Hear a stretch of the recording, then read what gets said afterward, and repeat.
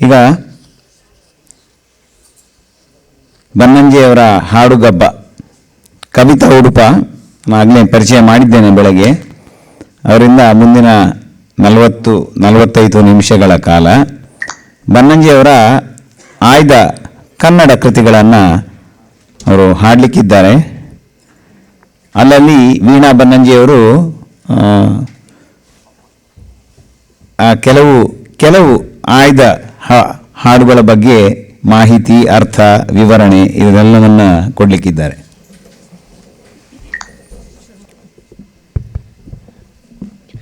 ಎಲ್ಲರಿಗೂ ಮಧ್ಯಾಹ್ನದ ಭೋಜನಾನಂತರದ ನಮಸ್ಕಾರಗಳು. ನಾನೇನು ಹೆಚ್ಚು ಅರ್ಥ ವಿವರಣೆಗಳನ್ನು ಕೊಡೋದಿಲ್ಲ. ಆದರೆ ನಿಮಗೆ ಯಥಾರ್ಥ ಹೇಳಬೇಕು ಅಂತಂದರೆ, ಕರ್ನಾಟಕದಾದ್ಯಂತ ಸುಮಾರು 18 ಕಾರ್ಯಕ್ರಮಗಳನ್ನು ನಾವು ಬನ್ನಂಜೆ 90ರ ನಮನವಾಗಿ ನಡೆಸಿಕೊಂಡು ಬಂದಲ್ಲೆಲ್ಲ ಇವಳು ಬರೇ ಹಾಡಿದ್ದಾಳೆ, ನಾವೆಲ್ಲೂ ವ್ಯಾಖ್ಯಾನ ಕೊಟ್ಟಿಲ್ಲ. ಅಲ್ಲಿ ಎಲ್ಲ ಕಡೆ ಒಂದೇ ಅಭಿಪ್ರಾಯ, ಹಾಡು ತುಂಬ ಚೆನ್ನಾಗಿದೆ, ಅರ್ಥನೇ ಆಗಲ್ಲ. ಮುಂದಿನ ಸರಿ ಒಂದು ಕೆಲಸ ಮಾಡಿ, ಅವ್ರು ಹಾಡಬೇಕು, ನೀವು ವ್ಯಾಖ್ಯಾನ ಕೊಡಬೇಕು ಅಂತ ಈಗ ಕೆಲವರು ಬುಕ್ ಮಾಡಿದ್ದಾರೆ, 1 ಗಂಟೆ ಹಾಡು ಮತ್ತು ವ್ಯಾಖ್ಯಾನ ಅಂತ. ಅವರಿಗೆಲ್ಲ ಆಯಿತು ಹೇಳಿ ಬಂದಿದ್ದೀವಿ, ನೀವು ಇನ್ನೊಮ್ಮೆ ಕರೆದ್ರೆ ನಾವೆಲ್ಲಿ ಹೋಗೋಣ, ಅದಕ್ಕೆ ಹೀಗೆ ಹೇಳಿಬಿಡೋಣ ಅಂತ, ಮತ್ತೆ ವ್ಯಾಖ್ಯಾನಕ್ಕೆ ಬರ್ರಿ ಅಂತ. ಸುಮ್ಮನೆ ದಿಕ್ಸೂಚಿಯ ಹಾಗೆ ಕೆಲವು ಮಾತುಗಳು, ಯಾಕೆಂದರೆ ಯಾವ ಕಾವ್ಯಕ್ಕೂ ಒಂದೇ ಅರ್ಥವಲ್ಲ. ನಾನು ಇದೇ ಥರ ನೋಡಿ ಅಂತ ಹೇಳೋದ್ರಿಂದ ಅಪ್ಪ ಸಂಕುಚಿತ ಆಗೋದು ಕೂಡ ನನಗೆ ಇಷ್ಟವಿಲ್ಲ. ಆದರೆ ಅನಿವಾರ್ಯವಾಗಿ ಅಪ್ಪನ ಹಾಡುಗಳನ್ನು ಅರ್ಥವೇ ಮಾಡಿಕೊಳ್ಳದೆ ಹೋಗುವುದಕ್ಕಿಂತ ಒಂದು ಸ್ವಲ್ಪ ಆ ದಿಶೆಗೆ ಕಣ್ಣು ತೆರೆಯುವ ಹಾಗಾದರೆ ನನ್ನ ಮಾತು ಸಾರ್ಥಕ ಅಂತ ನಾನು ಭಾವಿಸ್ತೇನೆ. ಸ್ವಗತ ಅನ್ನುವ ಒಂದು ಕವಿತೆ ಎಲ್ಲವೂ ಕೂಡ ಬಹುತೇಕ ಅಪ್ಪನ 40ರ ವಯಸ್ಸಿನ ಒಳಗೆ ಬರೆದ ಕವಿತೆಗಳೇ. ಪ್ರತಿ ಕವಿತೆ, ಇದೊಂದು ಬಿಟ್ಟರೆ ಬಹುತೇಕ ಕವಿತೆಗಳು ಪ್ರೇಮ ಕವನದ ಹಾಗೆ ಕಾಣಿಸಿಕೊಳ್ತಾ ಅದರ ಆಚೆಗಿರುವ ಅಧ್ಯಾತ್ಮಕ್ಕೇ ಹೋಗ್ತವೆ. ಅಂದರೆ 40ರ ಒಳಗಿನ ಯೌವನದಲ್ಲೂ ಕೂಡ ಅಪ್ಪ ಗಂಡು ಹೆಣ್ಣಿನ ಸಂಬಂಧವನ್ನು ಹೇಳುವ ಹಾಗೆ ಕಾಣಿಸ್ತಾ ಅದರ ಆಚೆಗಿನ ದೇವ ಸಂಬಂಧವನ್ನೇ ಹುಡುಕಿದ್ದು ನಿಮಗೆ ಪ್ರತಿ ಕವಿತೆಯಲ್ಲಿ ಪ್ರಕಟವಾಗುತ್ತೆ. ಅಂಥದ್ದೊಂದು ವಿಸ್ಮಯ ಕೂಡ ಅವರ ಕವಿತೆಗಳಲ್ಲಿ ಇವೆ. ಈಗ ನಾನು ಸ್ವಗತಕ್ಕೆ ನಿಮ್ಮ ಒಂದು ಸಣ್ಣ ದಿಕ್ಸೂಚಿಯನ್ನು ಹಿಡಿಯುವ ಪ್ರಯತ್ನ ನಿಮ್ಮ ಕಡೆಗೆ. ಸ್ವಗತ ಅಪ್ಪನೇ ಹೇಳಿದ ಹಾಗೆ ತಾನು ತನ್ನ ಕುರಿತು ಬರೆದದ್ದು. ಅಂದರೆ ನಾನು ಹೀಗೆಲ್ಲ ಮಾಡ್ತಿದ್ದೇನೆ, ಇದನ್ನು ನೋಡುವ ಎತ್ತರಕ್ಕೆ ನೀವು ಬರ್ತೀರಾ ಅಥವಾ ಬಾಗಿಲು ಮುಚ್ಕೊಳ್ತೀರಾ ಗೊತ್ತಿಲ್ಲ. ನಾನು ಮಾಡುವ ಎಲ್ಲ ಈ ಮಡಿಯ ಆಚೆಗಿನ, ಈ ಮೌಢ್ಯದ ಆಚೆಗಿನ, ಈ ಕತ್ತಲೆದ ಆಚೆಗಿನ ಬೆಳಕಿನ ಲೋಕಕ್ಕೆ ನೀವು ಬರ್ತೀರಾ ಅಥವಾ ಆ ಬೆಳಕಿನ ಲೋಕ ಬೇಡ ಅಂತ ಕತ್ತಲಿನ ಲೋಕದಲ್ಲೇ ಸುಖವಾಗಿರ್ತೀರಾ ಅನ್ನುವ ಎಚ್ಚರ ಮೂಡಿಸುವ ಸ್ವಗತ ನನಗೆ ವೈಯಕ್ತಿಕವಾಗಿ ಬಹುಶಃ ಮಧ್ವಾಚಾರ್ಯರು ಬದುಕಿದ್ದರೆ ಹಾಗೆ ಕೇಳ್ತಿದ್ರೇನೋ ಅನ್ನುವ ಹಾಗೆ ಆ ಕವಿತೆ ಕಾಣ್ತದೆ.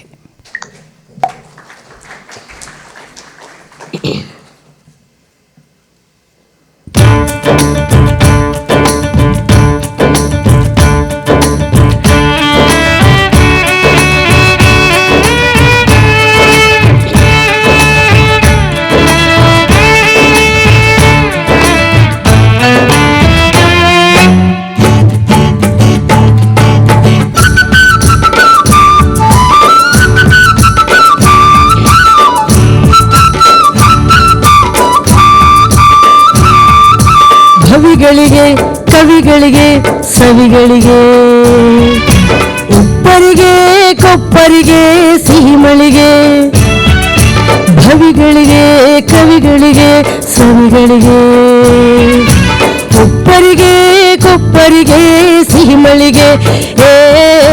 ಬಂದನೋ ನಿಮ್ಮ ಬಳಿಗೆ, ತಂದನೋ ತತ್ವವಾದದ ತುಂಬು ತಳಿಗೆ. ಬಂದನೋ ನಿಮ್ಮ ಬಳಿಗೆ, ತಂದನೋ ತತ್ವವಾದದ ತುಂಬು ತಳಿಗೆ.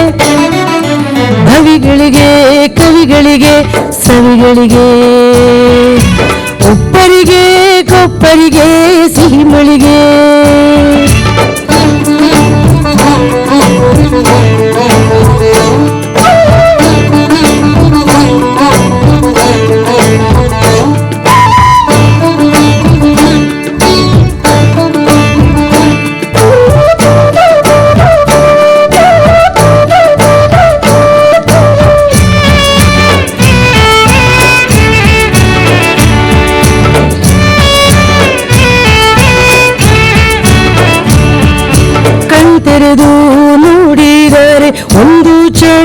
ಒಳಗೆ ತಿಳಿದೀತು ಇವನಾರು ಇವನಾರ ಬಳಿಗೆ ಕಣ್ತೆರೆದು ನೋಡಿದರೆ ಒಂದು ಕ್ಷಣ ಒಳಗೆ ತಿಳಿದೀತು ಇವನಾರು ಇವನಾರ ಬಳಿಗೆ ತಗ್ಗಿನಲ್ಲಿ ನಿಂತು ನೋಡಿದೀರಿ ಕೆಳಗೆ ಕತ್ತಲೆಯ ಕೊಂಪೆಯಲ್ಲಿ ಹುಡುಗಿದೀರಿ ಚಳಿಗೆ ಕತ್ತಲೆಯ ಕೊಂಪೆಯಲ್ಲಿ ಹುಡುಗಿದೀರಿ ಚಳಿಗೆ ಇವನು ಕಾಣಲೇ ಇಲ್ಲ ನಿಮ್ಮ ಕಣ್ಗಳಿಗೆ ಇವನು ಕಾಣಲೇ ಇಲ್ಲ ನಿಮ್ಮ ಕಣ್ಗಳಿಗೆ ಹೋಗೋಡಲು ಬೇಡವೋ ಇವನ ನುಡಿಗಳಿಗೆ ಕೃಷ್ಣಾರ್ಪಣವನಿತ್ತು ನಮ್ಮ ಮಡಿಗಳಿಗೆ ನಂಬಿದರೆ ಹೋದೇವೋ ಶ್ರೀಹರಿಯ ಬಳಿಗೆ ನಂಬಿದರೆ ಹೋದೇವೋ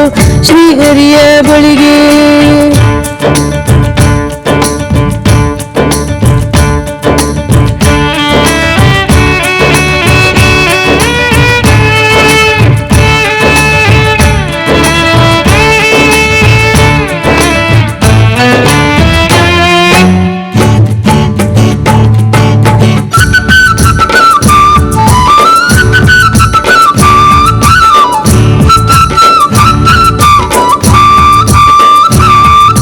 ನಾವುಂಟು ನಮ್ಮ ಮೂಢ ನಂಬಿಕೆ ಉಂಟು ನಾವುಂಟು ನಮ್ಮ ಮೂಢ ನಂಬಿಕೆ ಉಂಟು ಬೇಡವೇ ಬೇಡ ಈ ಇವನ ನಂಟು ಬೇಡವೇ ಬೇಡ ಈ ಇವನ ನಂಟು ಬೆಳಕಿಂದ ಬಂದವನು ಬೆಳಕಿಗೆ ಸಂದವನು ಬೆಳಕನ್ನೇ ತಂದವನು ನಮಗೆ ದೂರ ದೂರ ದೂರ ಬೆಳಕಿಂದ ಬಂದವನು ಬೆಳಕಿಗೆ ಸಂದವನು ಬೆಳಕನ್ನೇ ತಂದವನು ನಮಗೆ ದೂರ ದೂರ ದೂರ ಸಂಪ್ರದಾಯವಾಸಿ ಸಂಪ್ರದಾಯವ ಹೊದ್ದು ಕಿಟಕಿ ಬಾಗಿಲು ಜಡಿದು ಮಲಗೋಣ ಬಾರ ಬಾರ ಬಾರ ಬಾರ ಬೆಳಕಿಂದ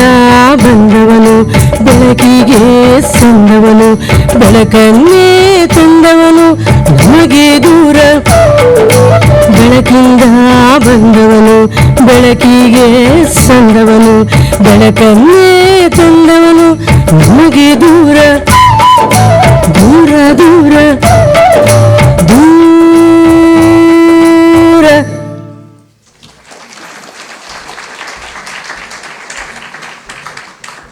ತಿಳಿಯದವರು ನನ್ನನ್ನು ಮನುಷ್ಯನೆಂದೇ ಭಾವಿಸಿದ್ದಾರೆ ಅಂತ ಕೃಷ್ಣ ಒಳಗೆ ವೇದನೆ ಪಟ್ಟ ಹಾಗೆ ಅಪ್ಪನ ವೇದನೆ. ಮುಂದಿನ ಕವಿತೆ ಹಳ್ಳಿಯ ಹುಡುಗಿ. ವಾಸ್ತವಿಕ ಇಲ್ಲೊಬ್ಬ ಹಳ್ಳಿಯ ಹುಡುಗಿ ಕಾಣೆಯಾಗಿದ್ದಾಳೆ. ಅವಳು ಎಲ್ಲಿ ಕಾಣೆಯಾಗಿದ್ದಾಳೆ ಅಂದರೆ ಒಂದು ಸೋಮವಾರ ಸಂತೆಯಲ್ಲಿ ಕಾಣೆಯಾಗಿದ್ದಾಳೆ. ಕಾಣೆಯಾದ ಹುಡುಗಿಯನ್ನು ಎಲ್ಲಿ ಹೋಗಿದ್ದಾಳೆ ಅಂತ ಹುಡುಕುವ ಒಬ್ಬ ವ್ಯಕ್ತಿ ಇವಳನ್ನು ಹುಡುಕಿಕೊಟ್ಟವರಿಗೆ ಒಂದು ಬಹುಮಾನವಿದೆ. ಏನು ಬಹುಮಾನ ಅಂದರೆ ಈ ಹುಡುಗಿ ನಿಮಗೆ ಅಂತ ಘೋಷಿಸ್ತಾ ಇದೆ ಈ ಕವಿತೆ. ಇದು ಏನು ಹಳ್ಳಿಯ ಹುಡುಗಿ, ಯಾವುದು ಸೋಮವಾರ ಸಂತೆ, ಯಾರು ಹುಡುಕಿಕೊಟ್ಟರೆ ಬಹುಮಾನ ಕೊಡುವವನು ಮತ್ತು ಕೊಟ್ಟಾಗ ಅದನ್ನು ಸ್ವೀಕರಿಸುವ ಆ ಧೀರ ಯಾರು ಅನ್ನುವ ಪ್ರಶ್ನೆಗಳಿಗೆಲ್ಲ ಉತ್ತರದ ಹಾಗೆ ಹಳ್ಳಿಯ ಹುಡುಗಿ ಕೋಮಲ ಜೀವಸ್ವರೂಪ. ಅದು ಎಂದೋ ತಪ್ಪಿ ಈ ಸೋಮವಾರ ಸಂತೆಗೆ ಬಂದಿದೆ. ಸೋಮ ಅನ್ನುವುದು ಚಂದಿರನಿಗೆ ಸಂಕೇತವಾದರೆ ಅದು ಚಂದ್ರ ಅನ್ನೋದು ಮನಸ್ಸಿನ ಅಧಿದೇವತೆ. ಹಾಗಾಗಿ ಮನಸ್ಸಿಗೆ ಸಂಬಂಧಪಟ್ಟ ವಿಷಯದ ಸಂತೆಯಲ್ಲಿ ಕಳೆದು ಹೋಗುವ ಜೀವ ಎಲ್ಲೋ ಹೋಗಿದೆ ಅಂತ ಹುಡುಕುವ ಒಳಗಿನ ಒಂದು ಎಚ್ಚರ, ಅದು ಎಲ್ಲಿದೆ ಅಂತ ಹುಡುಕ್ತಾ ಆ ಭಗವಂತನ ಮುಂದೆ ಆ ಸಂತೆಯಲ್ಲಿ ಘೋಷಿಸ್ತಿದೆ, ನಮ್ಮ ಹುಡುಗಿ ತುಂಬ ಕೋಮಲವಾದದ್ದು, ಹುಡುಕಿ ಕೊಡಿ. ಒಂದು ವೇಳೆ ಹುಡುಕಿ ಕೊಟ್ಟರೆ ಆ ಹುಡುಗಿ ನಿಮಗೆ ಅಂತ ಹೇಳುವಾಗ ಈ ಎಚ್ಚರಕ್ಕೆ ಗೊತ್ತು, ಈ ಜೀವವನ್ನು ಹುಡುಕಿ ಕೊಡುವವನು ಅವನಲ್ಲದೆ ಇನ್ಯಾರೂ ಅಲ್ಲ. ಇದು ಮುಟ್ಟಿದರೆ ಸಂದರೆ ಅವನಿಗೆ ಮಾತ್ರ ಅನ್ನುವುದು ಅಪ್ಪನಿಗೆ ಖಚಿತ.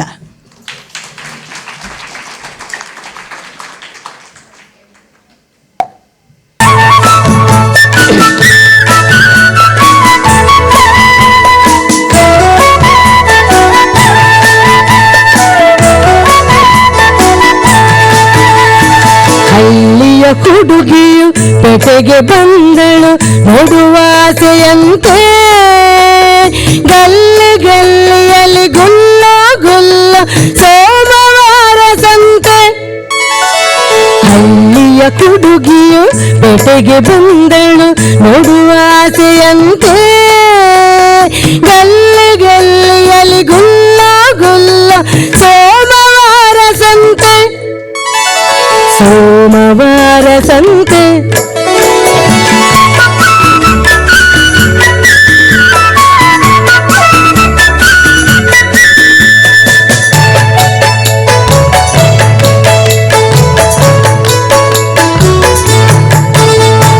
ಯಾರೋ ತಾಗಿದರು, ಯಾರೋ ನೂಕಿದರು, ಯಾರೋ ಕಾಲು ನಡೆದು.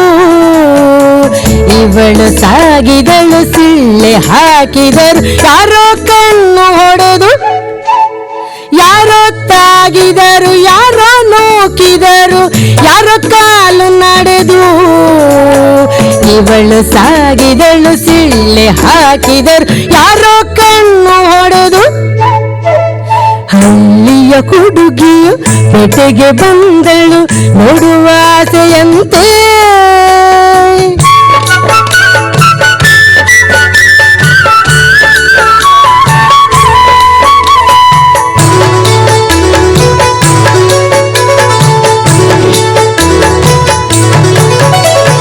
ನಡೆದಷ್ಟು ದೂರ ಜನಜಾತ್ರೆ ಪೂರ ದಾರಿ ಮುಗಿಯಲಿಲ್ಲ. ನಡೆದಷ್ಟು ದೂರ ಜನಜಾತ್ರೆ ಪೂರ ದಾರಿ ಮುಗಿಯಲಿಲ್ಲ.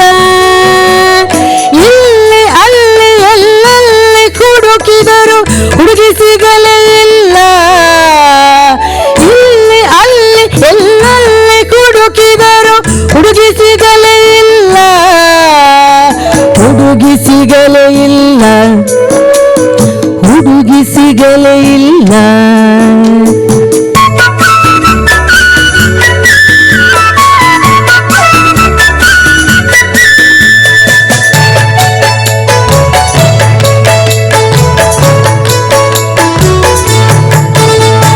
ಹಳ್ಳಿಯ ಹುಡುಗಿಯು ಪೇಟೆಗೆ ಹೊಸಬಳು ಹೋದಳೆತ್ತ ಕಡೆಗೆ. ಹಳ್ಳಿಯ ಹುಡುಗಿಯು ಪೇಟೆಗೆ ಹೊಸಬಳು ಹೋದಳೆತ್ತ ಕಡೆಗೆ. ಹುಡುಕಿ ಕೊಟ್ಟವರಿಗುಂಟು ಬಹುಮಾನ ನಮ್ಮ ಹುಡುಗಿ ನಿಮಗೆ. ಹುಡುಕಿ ಕೊಟ್ಟವರಿಗುಂಟು ಬಹುಮಾನ ನಮ್ಮ ಹುಡುಗಿ ನಿಮಗೆ. ನಮ್ಮ ಹುಡುಗಿ ನಿಮಗೆ. ನಮ್ಮ ಹುಡುಗಿ ನಿಮಗೆ. ಹಳ್ಳಿಯ ಹುಡುಗಿಯು ಪೇಟೆಗೆ ಬಂದಳು ನೋಡುವ ಆಸೆಯಂತೆ.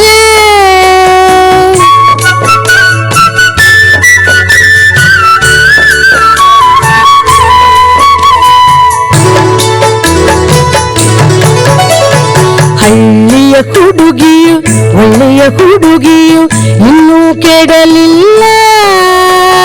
ಹಳ್ಳಿಯ ಹುಡುಗಿಯು ಒಳ್ಳೆಯ ಹುಡುಗಿಯು ಇನ್ನೂ ಕೆಡಲಿಲ್ಲ. ನಿಮ್ಮನೆಗೂ ನಿಜ ಈ ಮೊದಲೊಮ್ಮೆಯು ಪೇಟೆಗೆ ಬರಲಿಲ್ಲ. ನಿಮ್ಮನೆಗೂ ನಿಜ ಈ ಮೊದಲೊಮ್ಮೆಯು ಪೇಟೆಗೆ ಬರಲಿಲ್ಲ. ಪೇಟೆಗೆ ಬರಲಿಲ್ಲ. ಪೇಟೆಗೆ ಬರಲಿಲ್ಲ. ಹಳ್ಳಿಯ ಹುಡುಗಿಯು ಪೇಟೆಗೆ ಬಂದಳು ನೋಡುವ ಆಸೆಯಂತೆ. ಗಲ್ಲಿ ಗಲ್ಲಿಯಲ್ಲಿ ಗುಲ್ಲ ಗುಲ್ಲ ಸೋಮವಾರ ಸಂತೆ. ಸೋಮವಾರ ಸಂತೆ ಸಂತೆ ಸೋಮವಾರ ಸಂತೆ ಸಂತೆ ಸೋಮವಾರ ಸಂತೆ.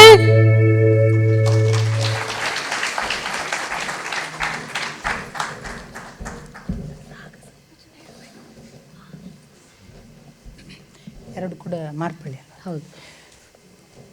ತನ್ಮಯಿ ಭಾವ ರಾಗ ಸಂಯೋಜನೆ ಹೇಳಬೇಕಿತ್ತು ಅವಳು, ಗುರುರಾಜ ಮಾರ್ಪಳ್ಳಿ ಅವರು.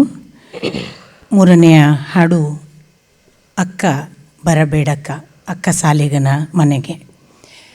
ಒಂದು ದೃಷ್ಟಿಯಿಂದ ಒಂದು 4-6 ಸಾಲುಗಳಲ್ಲಿ ಮುಗಿದು ಹೋಗುವ ಕವಿತೆ. ಅಕ್ಕ ಬರಬೇಡ ಅಕ್ಕ ಅನ್ನುವ ಒಂದು ವಾಕ್ಯದ ಹಾಗೆ ಕಾಣಿಸಿ ಸಾಲಿಗನ ಮನೆಗೆ ಅನ್ನುವ ಭೇದ ಮಾಡಿದರೆ ಎರಡನೆಯ ವಾಕ್ಯ, ಒಂದು ವೇಳೆ ಒಟ್ಟಿಗೆ ಹೇಳಿದರೆ ಅಕ್ಕ ಬರಬೇಡ ಅಕ್ಕ ಸಾಲಿಗನ ಮನೆಗೆ. ಹೀಗೆ ಎರಡೂ ರೀತಿಯಿಂದಲೂ ಓದಬಹುದಾದ, ಏನು ಬಂದರೆ ತೊಂದರೆ, ಪಕ್ಕದ ಮನೆಯಲ್ಲೇ ಬೇಕುಂಟು, ಇಲ್ಲಿ ಎಲ್ಲ ಹೆಚ್ಚು ದಿನ ಇರುವಂಥದ್ದಲ್ಲ ಅಕ್ಕ, ಆದ್ದರಿಂದ ಬರಬೇಡಕ್ಕ ಅಂತ ಈ ಎಲ್ಲ ಬೇರೆ ಬೇರೆ ಭಾವಗಳನ್ನುಳ್ಳ ಒಂದು 6-8 ಸಾಲಿನ ಕವಿತೆ. ಅಕ್ಕ ಮತ್ತಾರು ಅಲ್ಲ, ಒಂದು ದೃಷ್ಟಿಯಿಂದ ಮತ್ತೆ ಜೀವ. ಬರಬೇಡ ಯಾರ ಮನೆಗೆ? ಅಕ್ಕ ಸಾಲಿಗನ ಮನೆಗೆ ಬರಬೇಡ. ಅಕ್ಕ ಸಾಲಿಗ ಅನ್ನೋದು ಚಿನ್ನ ಮಾಡುವ ಚಿನಿವಾರರಿಗೆ ಹೇಳುವ ಮಾತು. ಯಾವಾಗ ನಾವು ಚಿನಿವಾರರ ಹತ್ರ ಹೋಗೋದು ಅಂದರೆ ಹುಟ್ಟಿದ ಹೊಸ ಮಗುವಿಗೆ ಕಿವಿ ತೂತು ಮಾಡೋಕ್ಕೆ, ಮತ್ತೆ ಮತ್ತೆ ಜನನ ಬೇಡಪ್ಪ ಅಂತ. ಓ ಜೀವವೇ, ಮತ್ತೆ ಮತ್ತೆ ಬರಬೇಡ ಈ ಅಕ್ಕ ಸಾಲಿಗನ ಮನೆಗೆ, ಈ ಚಕ್ರ ಬೇಡ, ಇದು ಮುಕ್ತಾಯವಾಗಲಿ. ಯಾಕೆಂದರೆ ಪಕ್ಕದ ಮನೆಯಲ್ಲೇ ಬೆಕ್ಕು ಕಾದಿದೆ. ಬೆಕ್ಕು ಮೃತ್ಯುವಿಗೆ ಸಂಕೇತ, ನಿಮಗೆ ಗೊತ್ತು. ಇದು ಬಂದರೆ ಈಗ ಹುಟ್ಟಿನ ಹಾಗೆ ಕಾಣಿಸುವ ಅಕ್ಕ ಸಾಲಿಗನ ಮನೆ, ನಾಳೆ ಅನ್ನೋದರೊಳಗೆ ಬೆಕ್ಕಿನ ವಶ. ಎಷ್ಟು ದಿನ ಈ ಚಕ್ರ?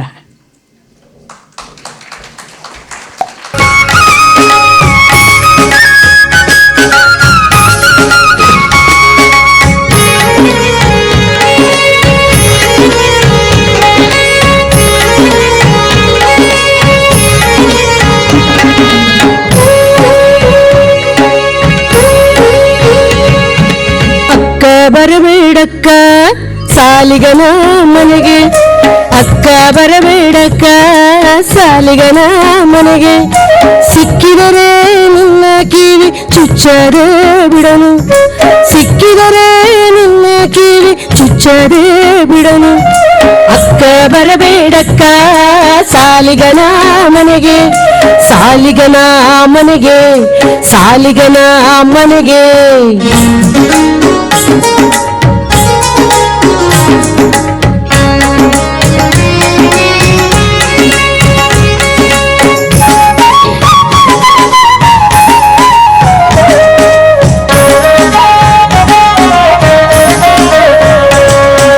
ನೆರೆಮನೆಯ ಬೆಕ್ಕಿಗೋ ಮೈ ತುಂಬ ಕಣ್ಣು, ಅರಮನೆಯ ಗೋಡೆಗಳ ತುಂಬ ಕಿವಿ ತೂತು.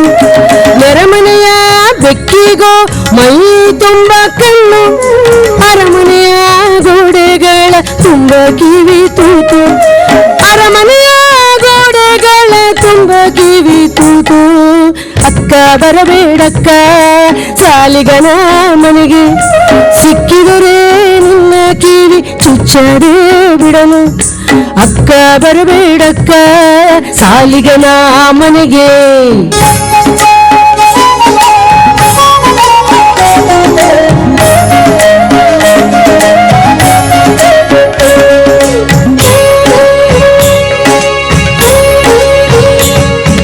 ಕೊಕ್ಕರೆಯ ಗಂಟಲಲ್ಲಿ ಸಕ್ಕರೆಯ ಕಲ್ಲು, ಅಕ್ಕರೆಯ ಮಾತಿನಲ್ಲಿ ಚೂರಿ ಬಂಗಡಿಗೆ.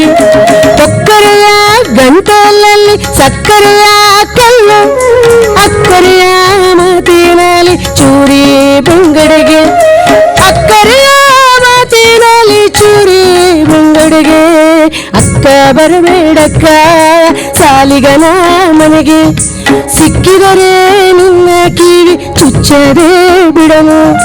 ಅಕ್ಕ ಬರಬೇಡಕ್ಕ ಸಾಲಿಗನ ಮನೆಗೆ, ಸಾಲಿಗನ ಮನೆಗೆ.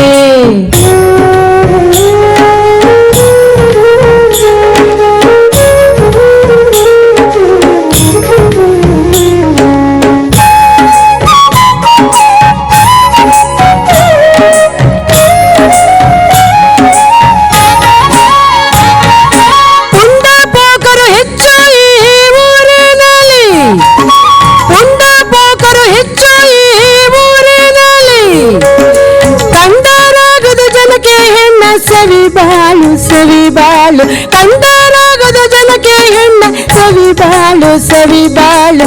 ಅಕ್ಕ ಬರಬೇಡಕ್ಕ ಸಾಲಿಗನ ಮನೆಗೆ, ಸಿಕ್ಕಿದರೆ ನಿನ್ನ ಕಿವಿ ಚುಚ್ಚದೆ ಬಿಡನು. ಅಕ್ಕ ಬರಬೇಡಕ್ಕ ಸಾಲಿಗನ ಮನೆಗೆ, ಸಾಲಿಗನ ಮನೆಗೆ, ಸಾಲಿಗನ ಮನೆಗೆ.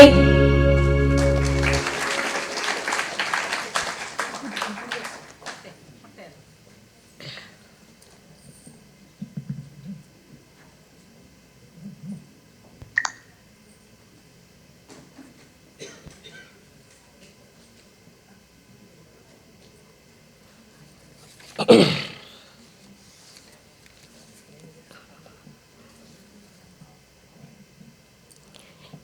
ಹಾಡು ಮೊಟ್ಟೆ ಒಡೆಯಿತು ಅಂತ ರಾಗ ಸಂಯೋಜನೆ ಗುರುರಾಜ ಮಾರ್ಪಳ್ಳಿ ಅವರು. ಇದಕ್ಕೂ ಕೂಡ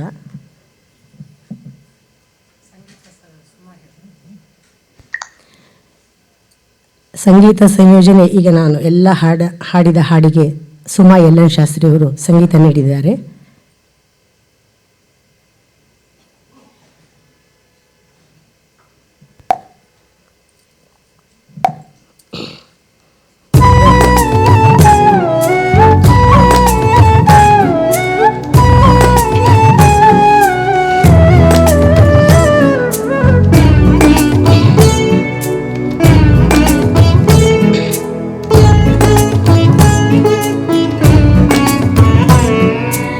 ಎರಡು ಕಣ್ಣಿನ ಕುರುಡ ಕಂಡು ತಣಿದ, ಎರಡು ಕಾಲಿನ ತುಂಟ ಎದ್ದು ಕುಣಿದ. ಎರಡು ಕಣ್ಣಿನ ಕುರುಡ ಕಂಡು ತಣಿದ, ಎರಡು ಕಾಲಿನ ತುಂಟ ಎದ್ದು ಕುಣಿದ.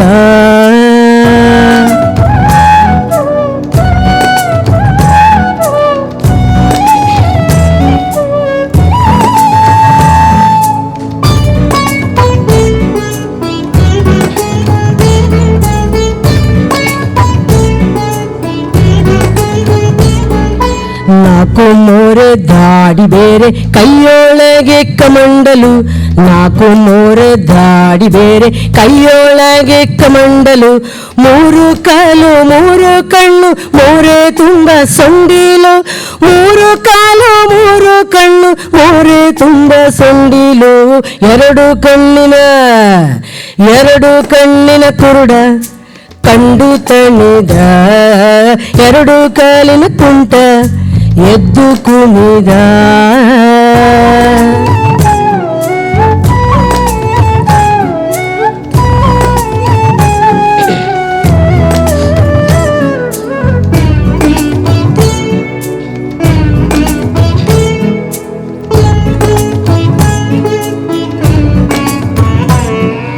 ಗೊಡ್ಡುದನದ ಪುಟ್ಟ ಕರುವಿಗಾರು ಮೋರೆ ಅಣ್ಣನು, ಗೊಡ್ಡುದನದ ಪುಟ್ಟ ಕರುವಿಗಾರು ಮೋರೆ ಅಣ್ಣನು. ಹೂವ ಕಿತ್ತು ಕಾವು ಕೊಟ್ಟ ಬೀದಿಯ ಕಮಣ್ಣನು, ಹೂವ ಕಿತ್ತು ಕಾವು ಕೊಟ್ಟ ಬೀದಿಯ ಕಮಣ್ಣನು. ಎರಡು ಕಣ್ಣಿನ ಕುರುಡ ಕಂಡು ತಣಿದ, ಎರಡು ಕಾಲಿನ ತುಂಟ ಎದ್ದು ಕುಣಿದ.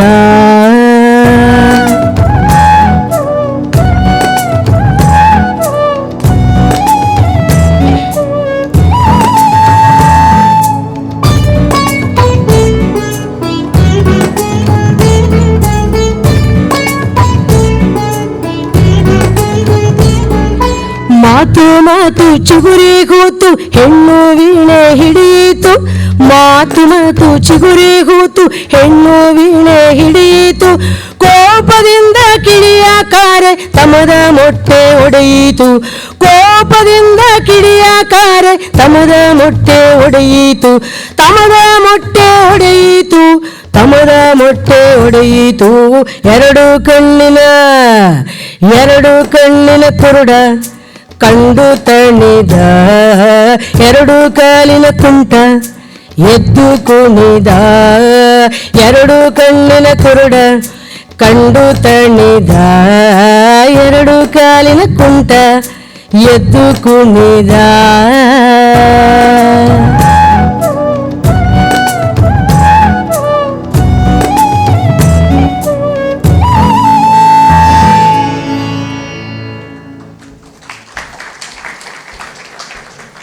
ಅರ್ಥ ಹೇಳಿ ತಲೆ ಕೆಡಿಸಿದ್ದೆ, ಅರ್ಥ ಹೇಳದೆ ಒಂದು ತಲೆ ಕೆಡಲಿ ಅಂತ.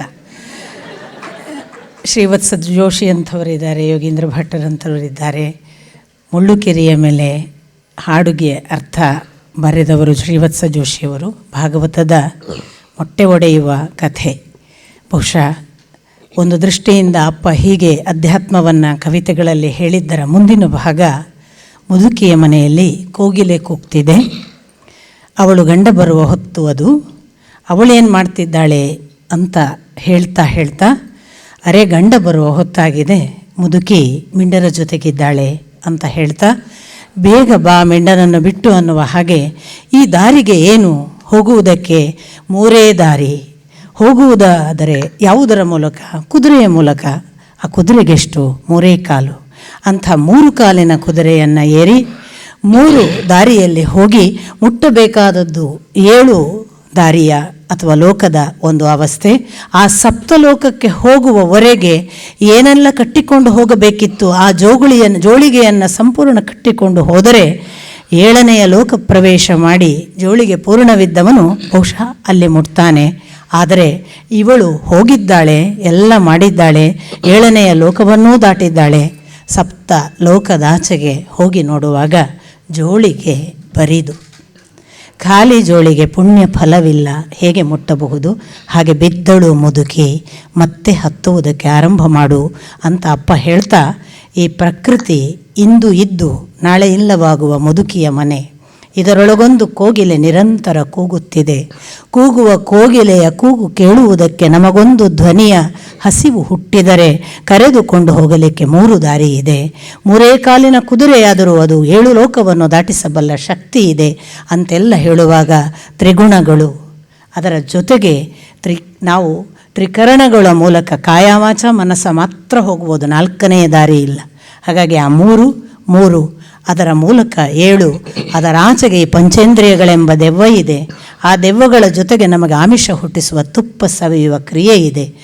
ಆದರೂ ಮತ್ತೆ ಮುದುಕಿ ಬೀಳ್ತಾಳೆ. ಬಿದ್ದವಳಿಗೆ ಅಪ್ಪ ಹೇಳ್ತಾರೆ, ಮುಗಿಲಿಲ್ಲಪ್ಪ, ನಾಳೆ ಮತ್ತೆ ಪ್ರಾರಂಭ ಮಾಡು.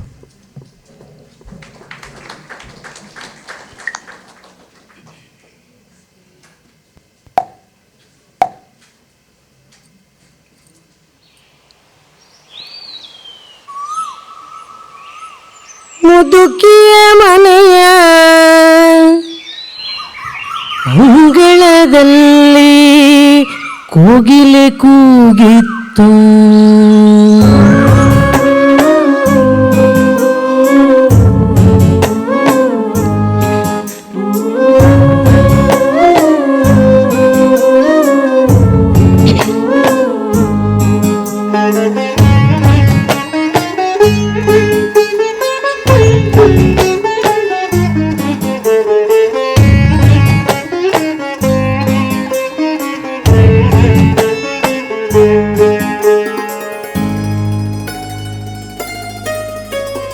ಮುದುಕಿಯ ಮನೆಯ ಅಂಗಳದಲ್ಲಿ ಕೋಗಿಲೆ ಕೂಗಿತ್ತು. ಕೋಗಿಲೆ ಕೂಗಿತ್ತಾಗಲೇ ಅಹ ಗಂಡ ಬರುವ ಹೊತ್ತು.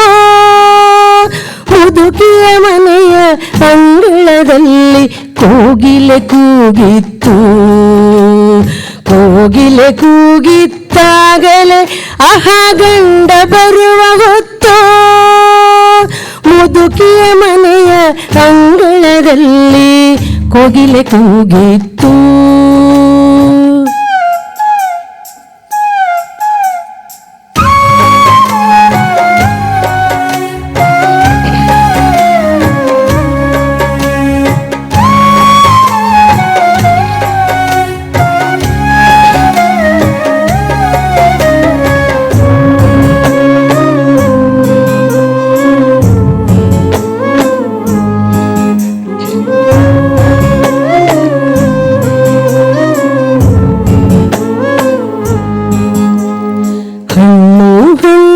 ಮುದುಕಿಗೆ ಚಿಮ್ಮುವ ಹೊತ್ತು. ಹಣ್ಣು ಹಣ್ಣು ಮುದುಕಿಗೆ ಚಿಮ್ಮುವ ಹೊತ್ತು. ಗಂಡ ಬರುವ ಹೊತ್ತಾದರೂ ಅಯ್ಯೋ ಮಿಂಡರ ಜೊತೆಗಿತ್ತು. ಗಂಡ ಬರುವ ಹೊತ್ತಾದರೂ ಅಯ್ಯೋ ಮಿಂಡರ ಜೊತೆಗಿತ್ತು. ಮಿಂಡರ ಜೊತೆಗಿತ್ತು. ಮಿಂಡರ ಜೊತೆಗಿತ್ತು. ಮುದುಕಿಯ ಮನೆಯ ಅಂಗಳದಲ್ಲಿ ಕೋಗಿಲೆ ಕೂಗಿತ್ತು.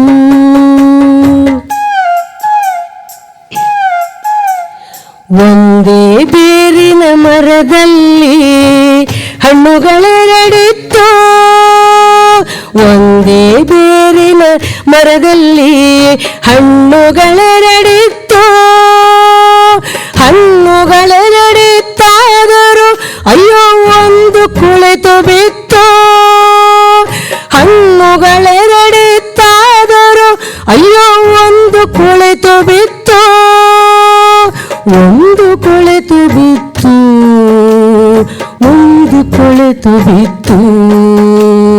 ಮುದುಕಿಯ ಮನೆಯ ಅಂಗಳದಲ್ಲಿ ಕೋಗಿಲೆ ಕೂಗಿತ್ತು.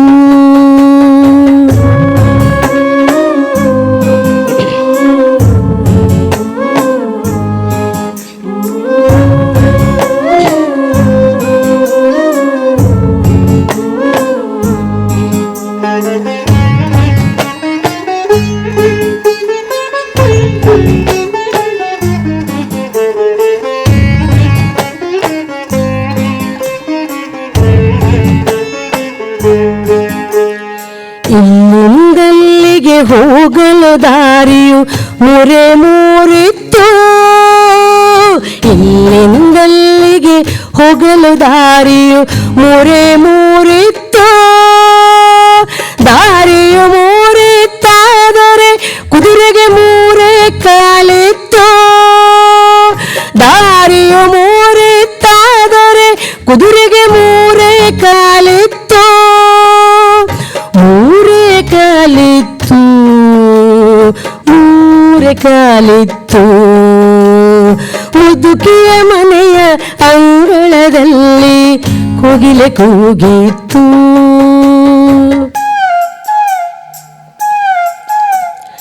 ಐದು ದೆವ್ವಗಳೊಟ್ಟಿಗೆ ಮುದುಕಿಯು ತೆಪ್ಪಗೆ ಕುಳಿತಿತ್ತು. ಐದು ದೆವ್ವಗಳೊಟ್ಟಿಗೆ ಮುದುಕಿಯು ತೆಪ್ಪಗೆ ಕುಳಿತಿತ್ತು. ತೆಪ್ಪಗೆ ಕುಳಿತಿತ್ತಾದರೂ ಗುಟ್ಟಿಲಿ ತುಪ್ಪವ ಮೆಲುತ್ತಿತ್ತು. ತೆಪ್ಪಗೆ ಕುಳಿತಿತ್ತಾದರೂ ಗುಟ್ಟಿಲಿ ತುಪ್ಪವ ಮೆಲುತ್ತಿತ್ತು. ತುಪ್ಪವ ಮೆಲುತ್ತಿತ್ತು, ತುಪ್ಪವ ಮೆಲುತ್ತಿತ್ತು. ಮುದುಕಿಯ ಮನೆಯ ಅಂಗಳದಲ್ಲಿ ಕೋಗಿಲೆ ಕೂಗಿತ್ತು.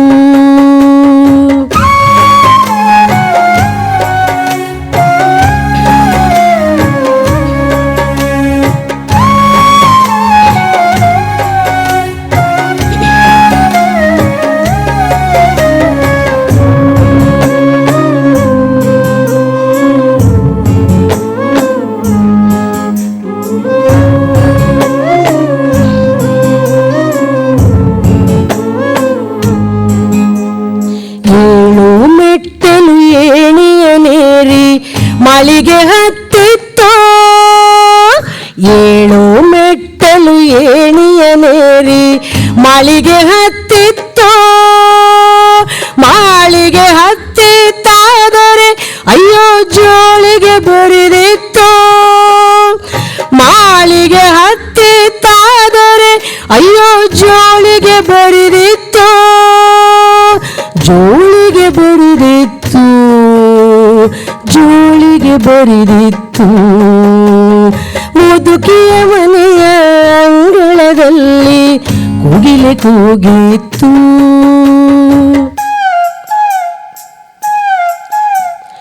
ಗಾಳಿ ಬೀಸಲು ಇದ್ದೊಂಬತ್ತು ಕಿಟಕಿಯ ತೆರೆದಿತ್ತು. ಗಾಳಿ ಬೀಸಲು ಇದ್ದೊಂಬತ್ತು ಕಿಟಕಿಯ ತೆರೆದಿತ್ತು. ಕಿಟಕಿಯ ತೆರೆದಿತ್ತಾದರೆ ಅಯ್ಯೋ ಮುದುಕಿಯ ಕೆಳಬಿತ್ತು. ಕಿಟಕಿಯ ತೆರೆದಿತ್ತಾದರೆ ಅಯ್ಯೋ ಮುದುಕಿಯ ಕೆಳಬಿತ್ತು. ಮುದುಕಿಯ ಕೆಳಬಿತ್ತು, ಅಯ್ಯೋ ಮುದುಕಿಯ ಕೆಳಬಿತ್ತು. ಮುದುಕಿ ಮುದುಕಿ ಗಡಿಯ ಹುಡುಕಿ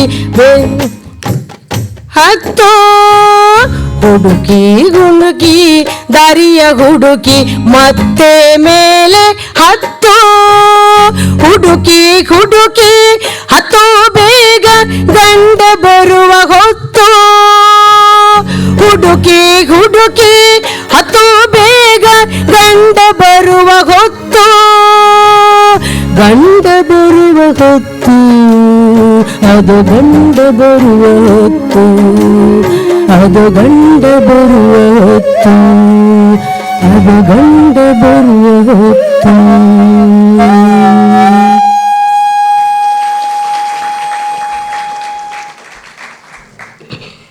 ನಿಜ ಗಂಡನನ್ನೇ ಮರೆತು ಮೈ ಮರೆತ ಈ ಗಂಡನಿಗೆ ಮೈ ಒಪ್ಪಿಸಿದವರಿಗೆಲ್ಲ ಒಮ್ಮೆ ಎಚ್ಚರ ಹುಟ್ಟಿಸಿದ ಹಾಗೆ ಒಂದು ಹೊಸ ಸವಾಲಿನ ಮತ್ತೊಂದು ಕವಿತೆ. ಇಲ್ಲೊಬ್ಬಳು ಹುಡುಗಿ ಇದ್ದಾಳೆ, ಸುಮ್ಮನೆ ಯಾರ್ಯಾರನ್ನೂ ಹುಡುಕಬೇಡಿ, ಇವಳನ್ನು ಕಟ್ಟಿಕೊಳ್ಳಿ, ಇವಳು ಅಂತಿಂಥವಳಲ್ಲ, ಇವಳಿಗೆ ಎಲ್ಲ ಗೊತ್ತು, ಇದು ಗೊತ್ತಿಲ್ಲ ಅಂತಿಲ್ಲ ಅನ್ನುವ ಹಾಗೆ ಒಂದು ಕವಿತೆ. 1987 ಆಗಸ್ಟ್ 15 ಹುಟ್ಟಿದ್ದಾಳೆ. ಈಗ ಇವಳಿಗೆ 40 ವರ್ಷ. ಇವಳನ್ನು ಬಿಟ್ಟು ಬಿಡಬೇಡಿ, ಇವಳನ್ನು ಕಟ್ಟಿಕೊಳ್ಳಿ ಅಂತ ಕವಿತೆ. ಯಾರಿರಬೇಕು ಅವಳು? ಭಾರತ ಮಾತೆ. ಆ ಕಾಲಕ್ಕೆ 1987 ಆಗಸ್ಟ್ 15 ಅಪ್ಪ ಕವಿತೆ ಬರೀತಾರೆ, ಅವರಿವರನ್ನು ಕಟ್ಟಿಕೋಬೇಡಿ. ಇವಳು ಎಂಥ ಹುಡುಗಿ ಅಂದರೆ ಚಂದದ ಹುಡುಗಿ, ಛಂದದ ಹುಡುಗಿ ಅಂತ ಮಹಾಪ್ರಾಣ ಬರೀತಾರೆ ಅಪ್ಪ. ಜ್ಞಾನ ಛಂದಸ್ಸು, ಛಂದಾಂಸಿ ಅಲ್ವಾ, ಯಸ್ಯ ಪರ್ಣಾನಿ. ಹಾಗಾಗಿ ಇವಳು ಬರೇ ಚಂದದ ಹುಡುಗಿ ಅಲ್ಲ, ಛಂದದ ಹುಡುಗಿ. ಈ ಭಾರತ ಜ್ಞಾನಮಯಿ ಅಷ್ಟೇಯ. ಹಾಗಾದರೆ ಅವಳು ಗೊಡ್ಡು ಸಂಪ್ರದಾಯವಾದಿ ಅಂತಂದರೆ ಹಾಡುತ್ತಾಳೆ ಹೊಸ ಸಿನಿಮಾ ಹಾಡು. ಅವಳು ಎರಡರ ಮಿಶ್ರಣ. ಅವಳು ನೀವು ತಿಳಿದ ಹಾಗೆ ಡೌರಿ ಕೇಳೋದಿಲ್ಲ, ಹಾಗಂತ ಗೌರಿ ಗೊಡ್ಡು ಅಂತ ಭಾವಿಸಬೇಡಿ. ಬೇಕಾದ ಭಾಷಣ ಮಾಡಬಲ್ಲಳು, ಮುಷ್ಕರ ಗಿಷ್ಕರ ಗೊತ್ತುಂಟು, ಗಾಂಧಿವಾದ ಓದಿದ್ದಾಳೆ. ಇಂಥ ಎಲ್ಲ ಬಹಳ ಬಹಳ ವಿಶೇಷಣ ಇರುವ ಈ ಹುಡುಗಿನ ಬಿಟ್ಟು ಇನ್ಯಾರೋ ಹುಡುಗಿನ ಕಟ್ಕೋತೀನಿ ಅಂತ ಹೊರಟಿದ್ದೀರಲ್ಲ, ನಿಮಗೆಷ್ಟು ವಯಸ್ಸು? 20, 25, 30 ಇರಬೇಕಲ್ವ? ಸರಿ ಹೋಗುತ್ತೆ ನೋಡಿ, ಇವಳಿಗಿನ್ನೂ 40. ಇದು ಅಪ್ಪ ಆ ಕಾಲಕ್ಕೆ ವಿದೇಶಕ್ಕೆ ಹೊರಟವರಿಗೆ ಕೊಟ್ಟ ಸೂಚನೆ ಅಂತ ಕಾಣಿಸುತ್ತೆ. ಕಂಡಂಗೆ ಹೋಗಬೇಡಿ, ಇವಳು ಭಾರತ ದೇಶವನ್ನು ಬಿಟ್ಟು ಇನ್ಯಾವುದೋ ದೇಶ ಕಟ್ಕೋಬೇಡಿ. ಕಟ್ಕೊಂಡ್ರೆ ನೀವು ಋಣ ಸಂದಾಯ ಮಾಡಿ. ಆ ಋಣ ಸಂದಾಯ ಮಾಡೋದಕ್ಕೆ ಇವಳು ಒಬ್ಬ ಛಂದದ ಹುಡುಗಿ ಅನ್ನೋದನ್ನು ಮರಿಬೇಡಿ. ಯಾಕೆಂದರೆ ರಥ ಜ್ಞಾನದಲ್ಲಿ ರತಿಸುವವಳು, ಅದರಿಂದ ಛಂದದ ಹುಡುಗಿ. ಅವಳನ್ನು ಕಟ್ಟಿಕೊಳ್ಳಿ ಅಂತ ನಿಮಗೆ ನಾನು ಹೇಳುವುದಲ್ಲ, ಅಪ್ಪ ಹೇಳ್ತಿದ್ದಾರೆ.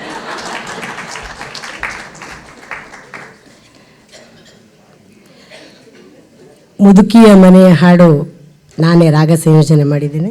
ಇದಕ್ಕೂ ಕೂಡ ನಾನೇ ರಾಗ ಸಂಯೋಜನೆ ಮಾಡಿದ್ದೇನೆ. ಸುಮಾ ಎಲ್ ಶಾಸ್ತ್ರಿಯವರು ಸಂಗೀತ ನೀಡಿದ್ದಾರೆ.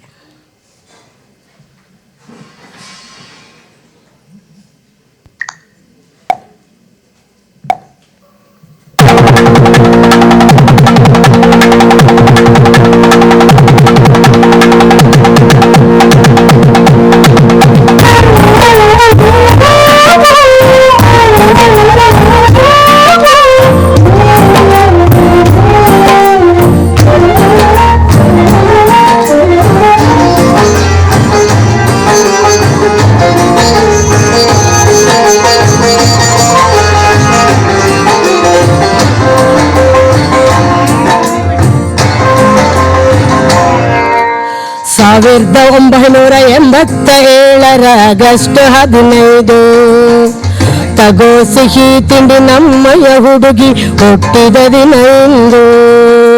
1987 ಆಗಸ್ಟ್ 15 ತಗೋ ಸಿಹಿ ತಿಂಡಿ ನಮ್ಮಯ ಹುಡುಗಿ ಹುಟ್ಟಿದ ದಿನ ಇಂದು.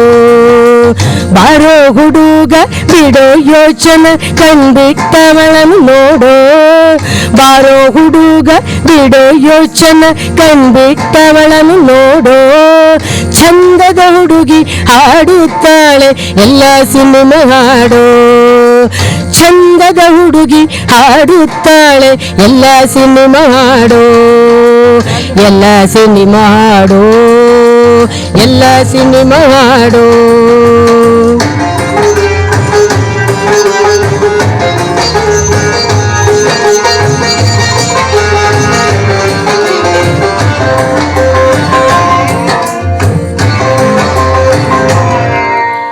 ಅಪ್ಪಟ ಗೌರಿ ಡೌರಿ ಯಾಕೋ ಉಕ್ಕಟ ತಾಳಿ ಕಟ್ಟ.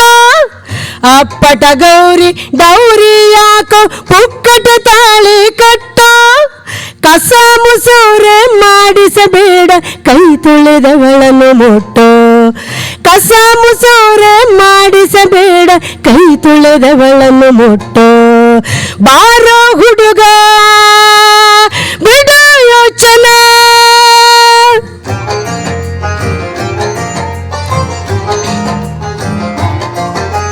ಗಾಂಧಿವಾದ ಓದಿದ್ದಾಳೆ, ಮುಷ್ಕರ ಗಿಷ್ಕರ ಗೊತ್ತುಂಟು.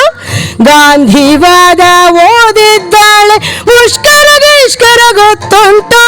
ಹಳೆ ಕಾಲದ ಗೊಡ್ಡೆನಲ್ಲ ಹುಡುಗಿ ಹಸಿ ಹಸಿ ಕಾನ್ವೆಂಟು. ಹಳೆ ಕಾಲದ ಗೊಡ್ಡೆನಲ್ಲ ಹುಡುಗಿ ಹಸಿ ಹಸಿ ಕಾನ್ವೆಂಟು. ಬಾರೋ ಹುಡುಗ ಬಿಡ ಯೋಚನೆ.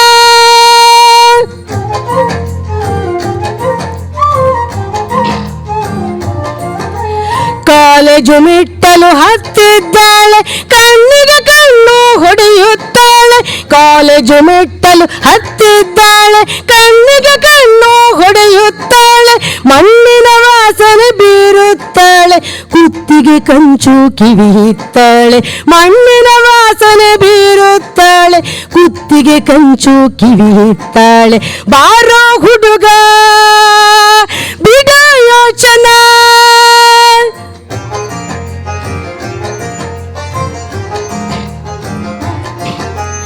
ಭಾಷಣ ಬಿಗಿಯಲು ಕಲಿತಿದ್ದಾಳೆ, ಚಪ್ಪರ ಹಾರುವ ಹಾಗೆ.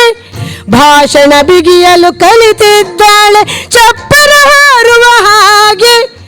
ಉಪ್ಪರಿಗೆಯ ಮೇಲಿಟ್ಟು ಬಿಡಯ್ಯ ಮಳೆಗಾಲಕ್ಕೂ ಬೀಸಣಿಗೆ. ಉಪ್ಪರಿಗೆಯ ಮೇಲಿಟ್ಟು ಬಿಡಯ್ಯ ಮಳೆಗಾಲಕ್ಕೂ ಬೀಸಣಿಗೆ. ಬಾರೋ ಹುಡುಗ ಬಿಡ ಯೋಚನೆ.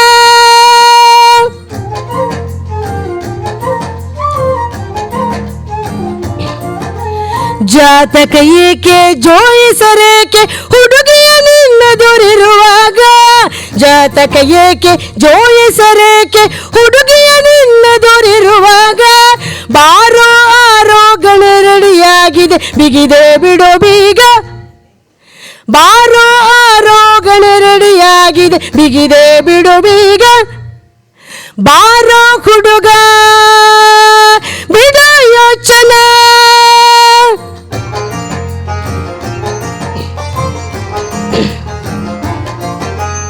ಅವಳಿಗೆ ತಾಳಿ ಕಟ್ಟಿದೆಯಾದರೆ ಖಂಡಿತ ಮಕ್ಕಳು ಮನೆ ತುಂಬ. ಅವಳಿಗೆ ತಾಳಿ ಕಟ್ಟಿದೆಯಾದರೆ ಖಂಡಿತ ಮಕ್ಕಳು ಮನೆ ತುಂಬ. ನಮ್ಮಪ್ಪ ಸಾಕ್ಷಿ ನಾನೇ ಸಾಕ್ಷಿ, ನಮ್ಮದೇ ವಂಶದ ಪ್ರತಿಬಿಂಬ. ನಮ್ಮಪ್ಪ ಸಾಕ್ಷಿ ನಾನೇ ಸಾಕ್ಷಿ, ನಮ್ಮದೇ ವಂಶದ ಪ್ರತಿಬಿಂಬ. ಬಾರೋ ಹುಡುಗ ಬಿಡ ಯೋಚನೆ.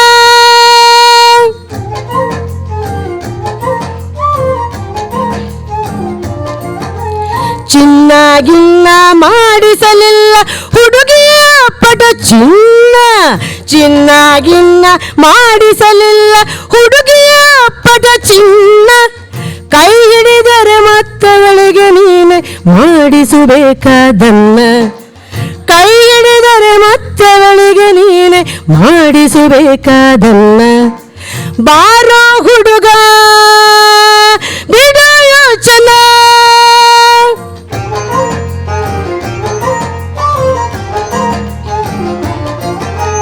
ಎಷ್ಟಾಯಿತು ನಿನಗೀಗ ವಯಸ್ಸು 25 30. ಎಷ್ಟಾಯಿತು ನಿನಗೀಗ ವಯಸ್ಸು 25 30. ಹೊಂದಾಣಿಕೆ ಸರಿ ಹೋಗುತ್ತದೆ ಹುಡುಗಿಗೆ ಕೇವಲ 40. ಹೊಂದಾಣಿಕೆ ಸರಿ ಹೋಗುತ್ತದೆ ಹುಡುಗಿಗೆ ಕೇವಲ 40. 1987 ಆಗಸ್ಟ್ 15. ತಗೋ ಸಿಹಿ ತಿಂಡಿ ನಮ್ಮಯ್ಯ ಹುಡುಗಿ ಹುಟ್ಟಿದ ದಿನ ಇಂದು. ಬಾರೋ ಹುಡುಗ ಬಿಡ ಯೋಚನೆ. ಬಾರೋ ಹುಡುಗ ಬಿಡ ಯೋಚನೆ.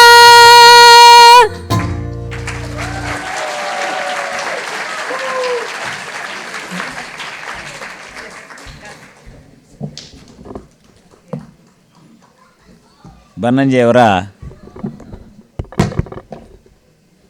ಆಧ್ಯಾತ್ಮ ಕವಿತೆಯ ಮತ್ತೊಂದು ಮುಖವನ್ನು ಅತ್ಯಂತ ಸುಂದರವಾಗಿ ನಿರೂಪಣೆ ಮಾಡಿ ಹಾಡಿ ನಮ್ಮೆಲ್ಲರನ್ನ ಮನ ತಣಿಸಿದ್ದಕ್ಕೆ ಕವಿತಾ ಉಡುಪ ಮತ್ತು ವೀಣಾ ಬನ್ನಂಜಿಯವರಿಗೆ ಹೃತ್ಪೂರ್ವಕ ನಮನಗಳು.